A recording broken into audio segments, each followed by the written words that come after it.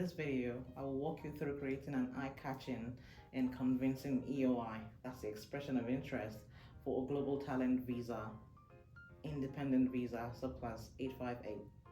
This is a spin-off of my previous video on Australian permanent resident visa, the global talent visa, subclass 858, for professionals under or over 45 years of age. If you have not seen that video, please kindly pause this one and follow the link below to watch this informative video. Welcome back to my channel. My name is Blessing. If this is your first time here, it's nice having you. Please like, share, and subscribe to support my page. In this video, I will tell you how my family and I applied for and got our Global Talent Subclass 858 visa. It was in the mid-month of 2022, and my husband and I created and submitted an expression of interest for Global Talent Independent Visa Subclass 858 immediately after he submitted his PhD thesis for independent examination. Yes, we did it together because after my husband drafted his responses, I was active as his critic, asking questions that seemed stupid and silly to my husband as a mechanical engineer. Yes, he had all the technical T's and I's crossed and dotted, but I had to understand the information he was trying to pass on to the case officer who would assess him against the criteria listed in the form of questions. My thinking was that if I, as a non-technical person, could hardly understand most of the engineering terms he used, then it's safe to say that his case officer or assessor might not understand him either. In my thinking, I doubted that they would have the technical know-how, as they might most probably not be in the same field as my husband. So we got to work. My husband wrote his responses, then I edited, re-edited, and continued to edit them until they were easily understood and relatable without removing the information we were trying to pass on. Anyway, back then, I recalled some of his colleagues with better publications during their PhD degrees getting rejected after submitting their own EOI. Some of the most popular reasons for their rejections, even though they were professionals before venturing into the doctoral studies. And secondly, their inability to show evidence of a high income threshold, which around that time was around 162,000 Australian dollars. And that was back in 2022.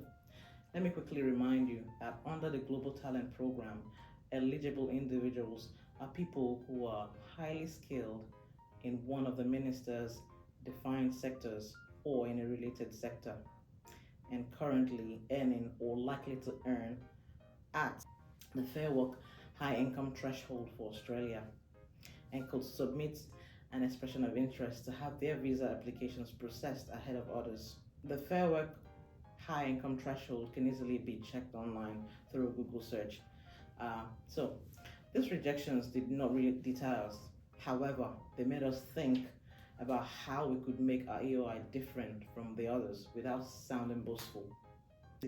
That is because an EOI is basically you selling yourself, the commodity, so to speak, to your assessor, right? I also remember a few of our friends and colleagues encouraging us to wait until after my husband's PhD confirmation before expressing our interest for fear of rejection. Anyway, seeing as we were onshore, or rather we are onshore and on a student visa at the time, we genuinely wanted to move on to a permanent residency visa without passing through the postgraduate work subclass 485 visa, which would require us to apply within 6 months of my husband's studies. So we decided to forge on and submit an EOI. That's basically your expression of interest. Remember that EOIs are assessed in the order they are received. So it typically takes between 8 to 11 months to get an outcome, favorable or unfavorable. Well, we decided to proceed with the hope that since thesis marking takes 6 to 8 months, our completion letter will be ready before they assess our expression of interest, so we could easily update them. Please stay on with me. and keep watching this video to learn how we did that. First, remember that EOI is an opportunity to present or sell yourself in a clear and professional document. It is more like an interview, but the difference is this one's on paper. So, in a few sentences for each question. Anyway, let's stay on track. Please keep in mind that the following documents is required for the expression of interest. 1. The primary applicant's international passport. One stipulated requirement for the Independent Global Talent Visa 858 is that the primary applicant has to have a nominator who is either a permanent resident, a citizen, or an eligible New Zealand citizen. The nominator must be relevant and notable in the applicant's expertise. So, a statement of the applicant's nominator's national reputation in the field of expertise could be a curriculum vitae, that's a CV, and web profile of the nominator highlighting his works in your nominating sector. In our case, it was the energy sector. So we used a distinguished professor. And to prove this in Australia, you would need a contract and an income, and you could use your payslip and tax return as proof. Moving on, qualifications as well. In our own case, we used my husband's bachelor's degree, his master's degree, and his PhD thesis submission letter from the Graduate Research School. We also used internationally recognized record of exceptional and outstanding achievements in this sector. To prove that, we used journal papers, citations record, conference papers, and attendance certificates. We also used his letter as a valedictorian, publication grants, university media mention, energy journals reviewer assignment and certificates, guest speaker conference invitations, professional memberships such as ASME, the Combustion Institute, and Engineering Australia, and also a filled and signed Form 1000 is one of the most vital documents and needs to be filled carefully. While the Form 1000 was supposed to be filled by your nominator, in reality, these top guns have enough on their plate. And since they are doing you a favor, you may need to be the one to fill it and pass it across for their revision. Don't worry, it's completely acceptable.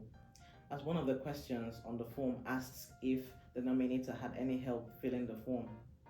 Moreover, I don't think anyone can describe you better than yourself. Since this video is based on our personal experience, it might be more beneficial to applicants who have recently completed their PhD. Therefore, I will walk you through the questions and possible answers based on our experiences. Question 1 to 6 was basically about the applicant's personal information. For instance, your name, your date of birth, your country of birth, the applicant's citizenship, residential address, and your telephone number. For the question 7, the applicant needs to select the field of talent. For us, it was research and academia, but there are options such as a profession, the arts, and sports. So choosing the field that best reflects your achievement will be best. Question number 8 was give a brief description of the profession, arts, sports, or research and academia in which the applicant is involved.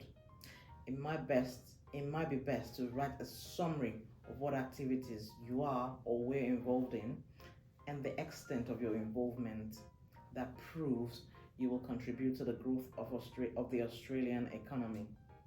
While doing so, consider what is acceptable to include and that does not breach your confidentiality clause or clauses.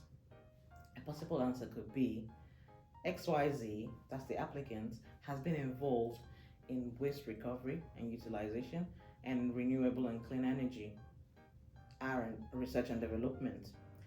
He has developed novel methods for XXX design and found pathways to valorize waste materials. Anyway, the question number 9. Explain why you consider the applicant to have an internationally recognized record of exceptional and outstanding achievements in the profession, the arts, sports, research, and academia. Possible answer you could give is this is for possible answer. You think about because this is where your nominator will show that they have in-depth knowledge of your exceptional achievements and point out your outstanding achievements. For example, XYZ received prestigious international scholarships from XXX universities and completed their studies, that is PhD, in YYY field uh, under the guidance of distinguished Professor XXX, a renowned engineer in the clean energy field. He has made an original contribution in, you talk about your PhD studies, like give a summary of what you did in your studies. With enormous potential for global commercialization, he has SSS number of papers in high impact journals such as XSS, YYY, ZZZ, and CCC. List them with H index, I index, and over 1,000, whatever number of citations you may have. Talk about how you have established yourself as an independent and professional researcher in the field. Talk about your life before you commenced your PhD studies, including graduation with first class, distinction, and what have you. Conference paper presentation award, if any, a guest speaker, industrial engagement, best citation award, if you have any, and media mentions, and so on.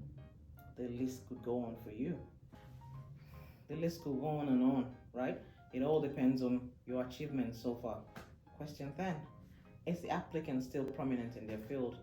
The answer should be yes, of course, and not no. 11. What is the applicant's global talent sector? Don't shy away from this question. You can indicate two sectors if it applies to your situation.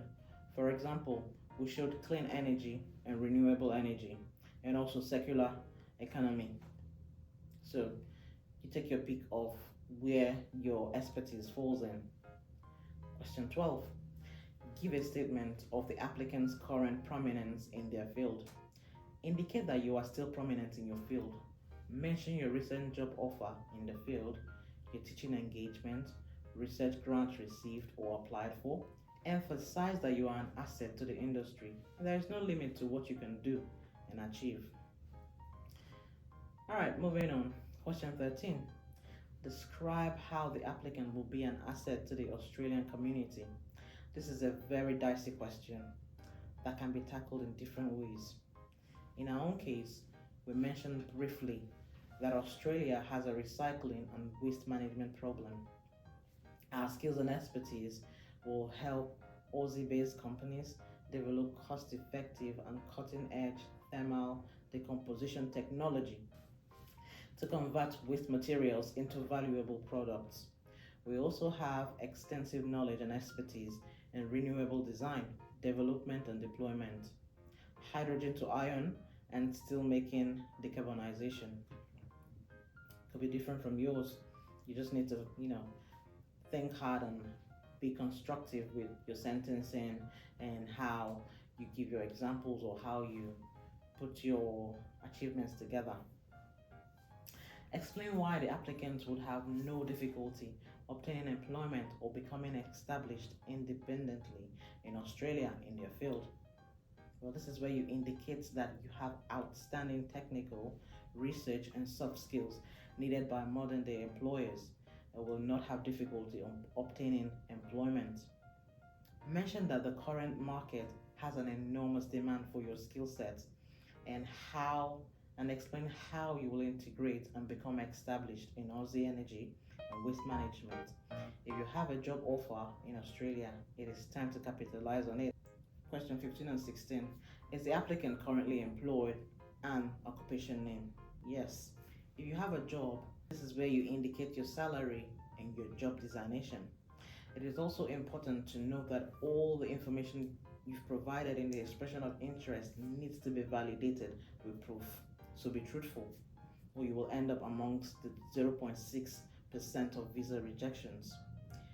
Questions 17 and 18. Has the applicant received an offer of employment in Australia and their expected annual salary when work in Australia is commenced? If you already answered yes in question 15 and 16, then indicate no in 17 and leave 18 vacant. Otherwise, provide the expected annual based on the job advert you would have applied for based on your skill set. Question 20.